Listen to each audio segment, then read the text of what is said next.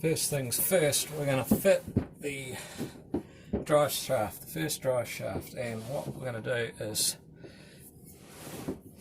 when I wrestle it into position, is fit the hanger first, and then we'll fit the flange up the front in a minute. So try and get that up in there. Now, I ran into an issue because I discovered the new hangers don't fit up into the space in here. I thought, oh bugger. Anyway, what I did was I made up this spacer, which means technically I haven't modified the vehicle. I didn't have to cut or grind, it's just a spacer. So it should keep the certificate of fitness guys happy. So we're just going to run a bolt through there and wedge my leg up there. What we got on the top of this is spring washer. Try and get that in there. Nut. Not using Loctite on this, but what I have done is drilled the top of the bolt to take a split pin, if I can get it to go down all the way. So that's one. I'll get the other up now. Right, got it in. So we'll do these up, and then we'll fit the little split pins on the top.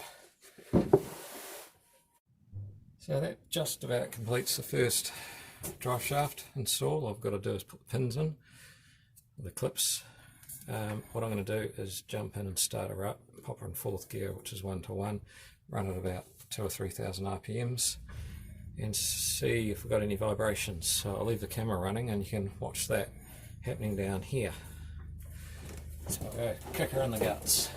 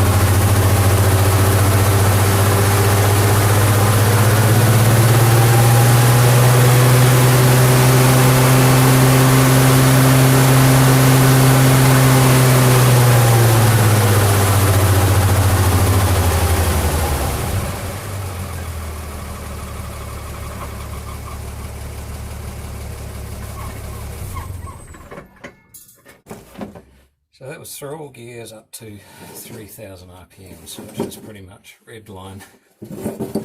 Okay, that ran up alright, so I'll go and fit one of these little split pins through here. They're only small, but that's what was in here previously, so we'll stick with that, even though I've got spring washers.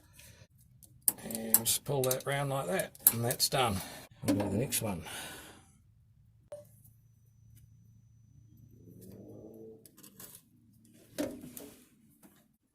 Done.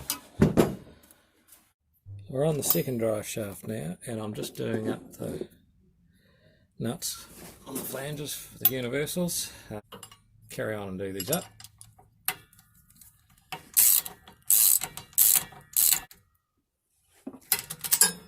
There you go. I'll give those a final torque and we're done nearly. The second drive shaft is fitted now. Very similar to the first one, almost virtually the same. I think it's about 20 millimeters longer. We've used the same system where we've used split pins in the top of the bolts, the nut, spring washer, bolting the hanger up, as that was the same system that was used to attach the actual hanger holder onto the chassis. You can see the old split pin in there as well. So we'll just recreate exactly what's there, that way the certificate of fitness guys can't give me a hard time. So this is all torqued up nice and tight, drive shaft's in, and if we run up to the universal and the flange is all bolted up with our locking nuts and Loctite on there, so nothing's going to go amiss. So what I'll do now is I'll set up the camera on the back end of this shaft here, drive line, and we'll start her up and spin her up to 3000 RPM, and I'll look on the camera to see if we've got any vibration issues, so stay tuned. It's got a wee bit of a squeak, but that's only the rubber. That'll pass. So I'll go spin her up.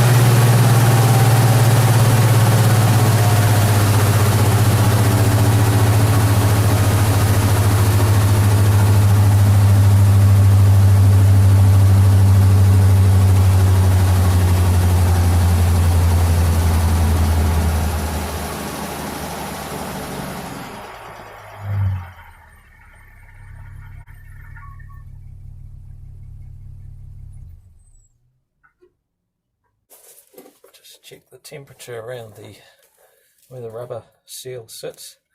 Front one's quite hot, so it'll be bedding itself in, but that's alright, it'll burn off the excess flange rubber and eventually sit nicely. I'm happy with this second section of the drive shaft, so what I'm going to do now is fit the third and final one. We'll now stick our drive shaft onto the rear flange on the diff, and then we'll attach the spline and front universal to the final part of the drive shaft. So what I've done is Loctite on the bolts. Once again we're running our locking nuts as well, so we'll lift this drive shaft into place if I can.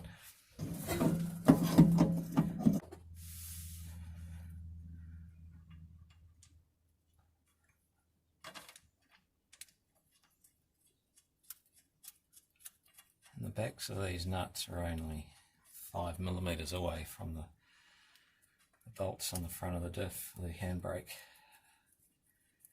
So I'll just wind these in loosely in all positions. Okay, so that's all done up, torqued up tightly. We'll now go up and fit the front flange. So this is our final flange we're going to make up. This is the one with the spline on, and there are some marks on this, which I don't know where they are actually. I'll have to find them. I've got some punch marks on here to line up on the drive shaft. Alright, stick that up onto there and slide the spline forward. There we go. It's out of gear, so we can actually rotate the drive shaft. Oh, nice save.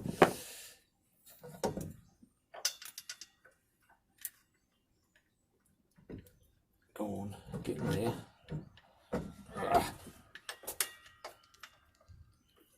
Is it going to go? Is it lined up? Yes it is, it's just slightly out. Turn your bugger. There we go. Bingo.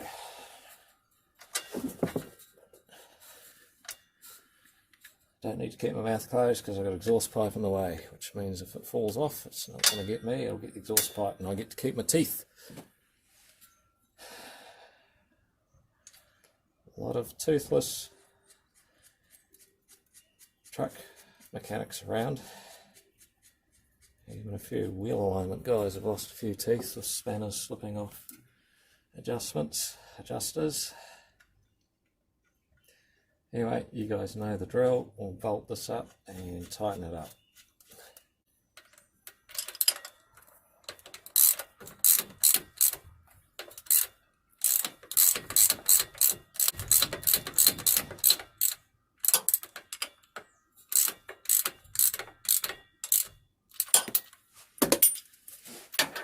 Go around to the opposite side and do that one. Get the flange flat.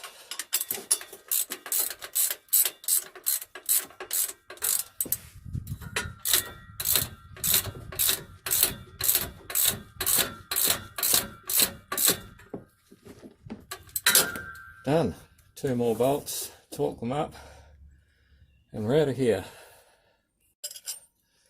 There's a wee trick a motor mechanic once taught me, or a truck mechanic. 2 spanners. This is a 19, which goes on the nut, and then you grab the next size up in the pack, which is a 20.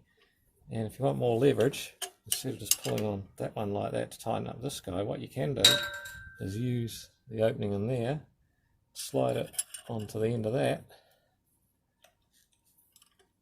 and you end up with like a big power bar, which enables you to tighten things up because you've now lengthened the whole setup. Well, maybe not like that, but you get the idea. Makes a big difference. Like that. So there you go. New drive shafts, all rebuilt from front to back. The old Bedford bus. So, if you're feeling enthusiastic and you got some coin to blow and lots of time, go buy a bus. You'll be a better person for it. Thanks for watching.